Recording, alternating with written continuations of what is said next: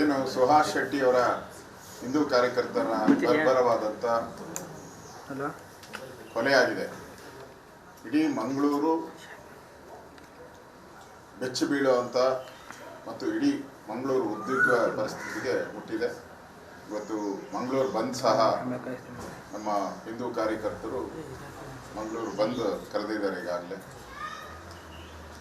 ನನಗನ್ಸುತ್ತೆ ಈ ಥರದ ಘಟನೆಗಳು ಸಿದ್ದರಾಮಯ್ಯನವರು ಕಳೆದ ಬಾರಿ 2013ರಲ್ಲಿ ಅವರೇನು ಅಧಿಕಾರ ತಗೊಂಡು ಆಗಲೂ ಸುಮಾರು 36 ಹಿಂದೂ ಕಾರ್ಯಕರ್ತರ ಕೊಗ್ಗಲೆಯನ್ನು ಈ ISI ಏಜೆಂಟ್ಗಳು, KFD ಅವರು, ಪಾಪ್ಯುಲರ್ ಫ್ರಂಟು ಈ ಥರ ಸಂಘಟನೆಗಳು ಮಾಡಿದ್ರು. ಇದಕ್ಕೆಲ್ಲ ಮೂಲ ಕಾರಣ ಪಾಕಿಸ್ತಾನ ಜಿಂದಾಬಾದ್.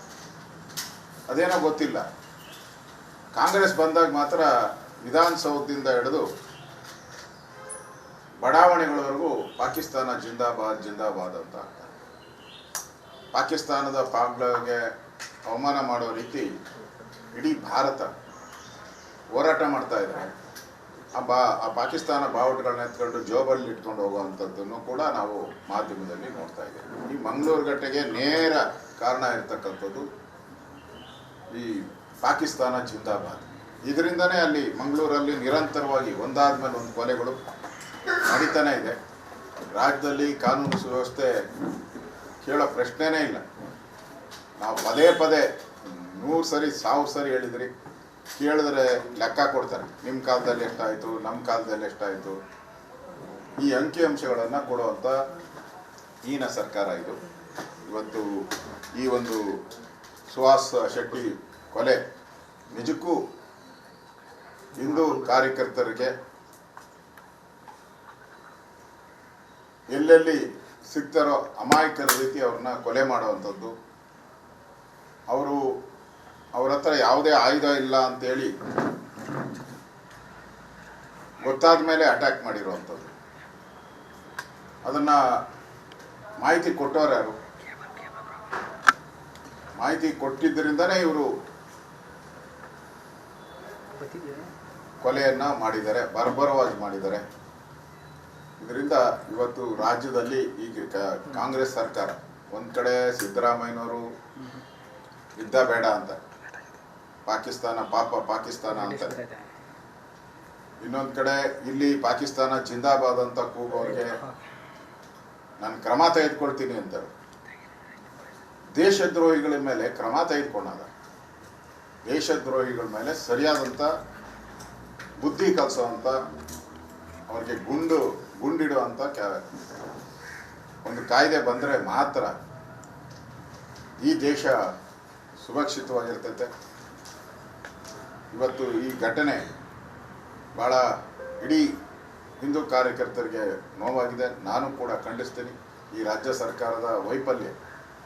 ಸಿದ್ದರಾಮಯ್ಯನವರು ಇನ್ನೂ ಅದೆಷ್ಟು ಹಿಂದೂ ಕಾರ್ಯಕರ್ತರ ಕೊಲೆಗಳಾಗಬೇಕು ಅಂತ ಬಯಸ್ತಾರೋ ಗೊತ್ತಿಲ್ಲ.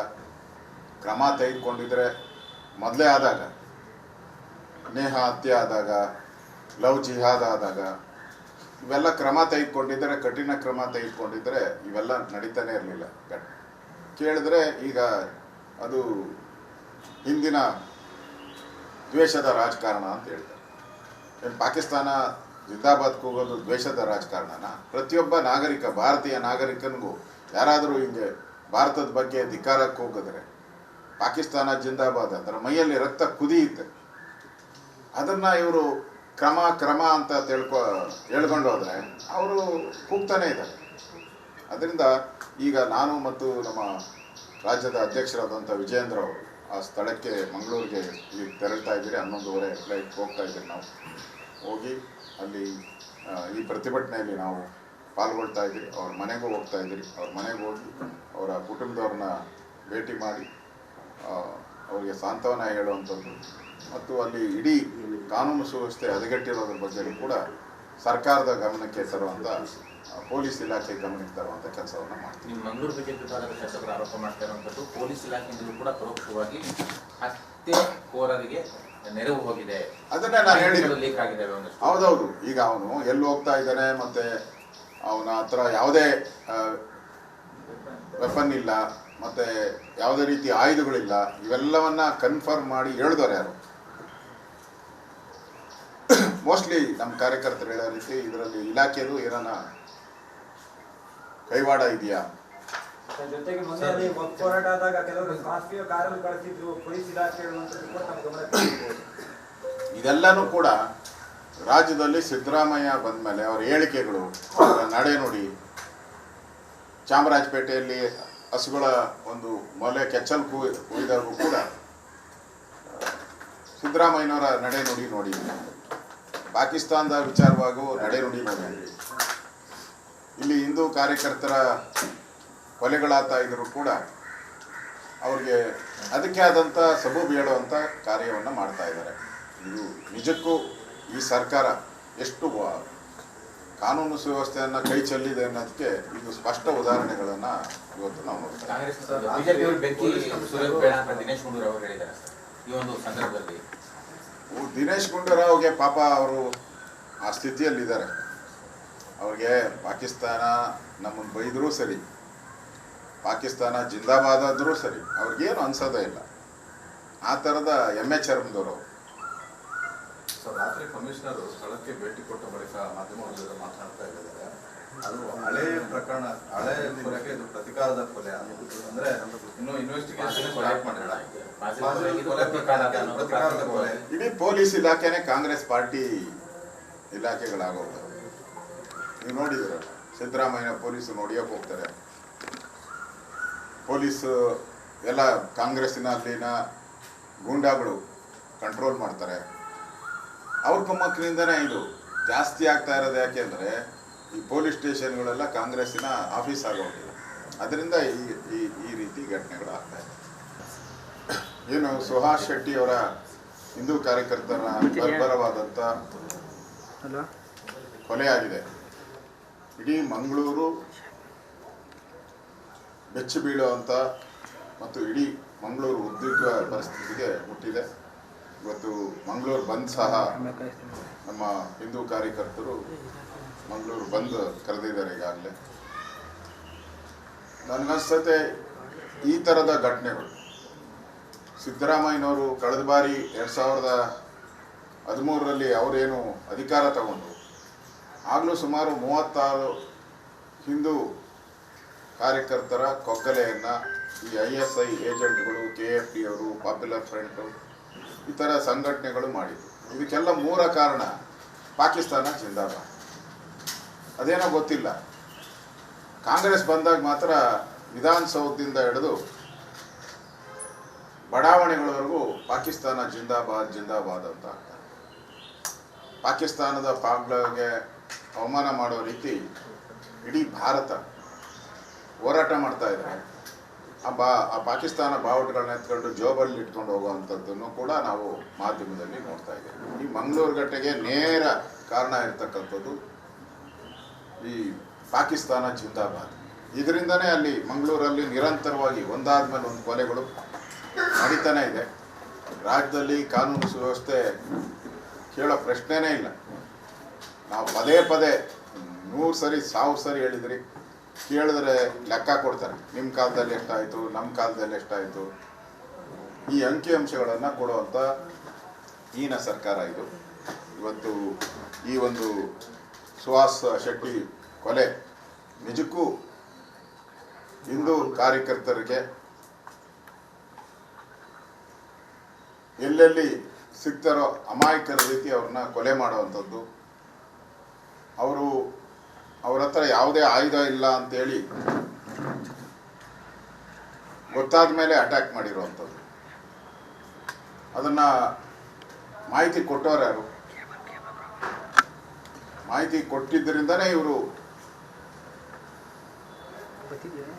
ಕೊಲೆಯನ್ನು ಮಾಡಿದ್ದಾರೆ, ಬರ್ಬರವಾಗಿ ಮಾಡಿದ್ದಾರೆ. ಇದರಿಂದ ಇವತ್ತು ರಾಜ್ಯದಲ್ಲಿ ಈಗ ಕಾಂಗ್ರೆಸ್ ಸರ್ಕಾರ ಒಂದು ಕಡೆ ಸಿದ್ದರಾಮಯ್ಯನವರು ಯುದ್ಧ ಬೇಡ ಅಂತ, ಪಾಕಿಸ್ತಾನ ಪಾಪ ಪಾಕಿಸ್ತಾನ ಅಂತಾರೆ. ಇನ್ನೊಂದು ಕಡೆ ಇಲ್ಲಿ ಪಾಕಿಸ್ತಾನ ಜಿಂದಾಬಾದ್ ಅಂತ ಕೂಗೋರಿಗೆ ನಾನು ಕ್ರಮ ತೆಗೆದುಕೊಳ್ತೀನಿ ಅಂತಾರೆ. ದೇಶದ್ರೋಹಿಗಳ ಮೇಲೆ ಕ್ರಮ ತೆಗೆದುಕೊಂಡಾಗ ದೇಶದ್ರೋಹಿಗಳ ಮೇಲೆ ಸರಿಯಾದಂಥ ಬುದ್ಧಿ ಕಲಿಸೋವಂಥ, ಅವ್ರಿಗೆ ಗುಂಡಿಡುವಂಥ ಒಂದು ಕಾಯ್ದೆ ಬಂದರೆ ಮಾತ್ರ ಈ ದೇಶ ಸುರಕ್ಷಿತವಾಗಿರ್ತೈತೆ. ಇವತ್ತು ಈ ಘಟನೆ ಭಾಳ ಇಡೀ ಹಿಂದೂ ಕಾರ್ಯಕರ್ತರಿಗೆ ನೋವಾಗಿದೆ. ನಾನು ಕೂಡ ಖಂಡಿಸ್ತೀನಿ. ಈ ರಾಜ್ಯ ಸರ್ಕಾರದ ವೈಫಲ್ಯ, ಸಿದ್ದರಾಮಯ್ಯನವರು ಇನ್ನೂ ಅದೆಷ್ಟು ಹಿಂದೂ ಕಾರ್ಯಕರ್ತರ ಕೊಲೆಗಳಾಗಬೇಕು ಅಂತ ಬಯಸ್ತಾರೋ ಗೊತ್ತಿಲ್ಲ. ಕ್ರಮ ತೆಗೆದುಕೊಂಡಿದ್ರೆ ಮೊದಲೇ ಆದಾಗ, ನೇಹ ಹತ್ಯೆ ಆದಾಗ, ಲವ್ ಜಿಹಾದ್ ಆದಾಗ ಇವೆಲ್ಲ ಕ್ರಮ ತೆಗೆದುಕೊಂಡಿದ್ದರೆ, ಕಠಿಣ ಕ್ರಮ ತೆಗೆದುಕೊಂಡಿದ್ದರೆ ಇವೆಲ್ಲ ನಡೀತಾನೆ ಇರಲಿಲ್ಲ. ಕೇಳಿದ್ರೆ ಈಗ ಅದು ಹಿಂದಿನ ದ್ವೇಷದ ರಾಜಕಾರಣ ಅಂತ ಹೇಳ್ತಾರೆ.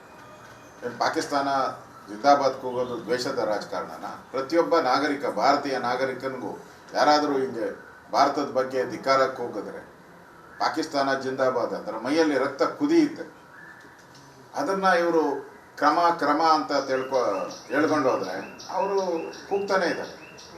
ಅದರಿಂದ ಈಗ ನಾನು ಮತ್ತು ನಮ್ಮ ರಾಜ್ಯದ ಅಧ್ಯಕ್ಷರಾದಂಥ ವಿಜಯೇಂದ್ರ ಅವರು ಆ ಸ್ಥಳಕ್ಕೆ, ಮಂಗಳೂರಿಗೆ ಈಗ ತೆರಳ್ತಾ ಇದ್ದೀರಿ. 11:30 ಫ್ಲೈಟ್ ಹೋಗ್ತಾ ಇದ್ದೀರಿ. ನಾವು ಹೋಗಿ ಅಲ್ಲಿ ಈ ಪ್ರತಿಭಟನೆಯಲ್ಲಿ ನಾವು ಪಾಲ್ಗೊಳ್ತಾ ಇದ್ದೀರಿ. ಅವ್ರ ಮನೆಗೂ ಹೋಗ್ತಾ ಇದ್ದೀರಿ. ಅವ್ರ ಮನೆಗೆ ಹೋಗಿ ಅವರ ಕುಟುಂಬದವ್ರನ್ನ ಭೇಟಿ ಮಾಡಿ ಅವರಿಗೆ ಸಾಂತ್ವನ ಹೇಳುವಂಥದ್ದು ಮತ್ತು ಅಲ್ಲಿ ಇಡೀ ಕಾನೂನು ಸುವ್ಯವಸ್ಥೆ ಹದಗೆಟ್ಟಿರೋದ್ರ ಬಗ್ಗೆ ಕೂಡ ಸರ್ಕಾರದ ಗಮನಕ್ಕೆ ತರುವಂಥ, ಪೊಲೀಸ್ ಇಲಾಖೆ ಗಮನಕ್ಕೆ ತರುವಂಥ ಕೆಲಸವನ್ನು ಮಾಡ್ತೀವಿ. ನಿಮ್ಮ ಮಂಗಳೂರು ಬಿಜೆಪಿ ವಿಭಾಗದ ಶಾಸಕರು ಆರೋಪ ಮಾಡ್ತಾ ಇರುವಂಥದ್ದು ಪೊಲೀಸ್ ಇಲಾಖೆಯಿಂದಲೂ ಕೂಡ ಪರೋಕ್ಷವಾಗಿ ಹತ್ಯೆಕೋರರಿಗೆ ನೆರವು ಹೋಗಿದೆ, ಅದನ್ನೇ ನಾನು ಹೇಳಿದ್ದೀನಿ. ಲೀಕ್ ಆಗಿದೆ ಒಂದಷ್ಟು. ಹೌದೌದು. ಈಗ ಅವನು ಎಲ್ಲಿ ಹೋಗ್ತಾ ಇದ್ದಾನೆ, ಮತ್ತೆ ಅವನ ಹತ್ರ ಯಾವುದೇ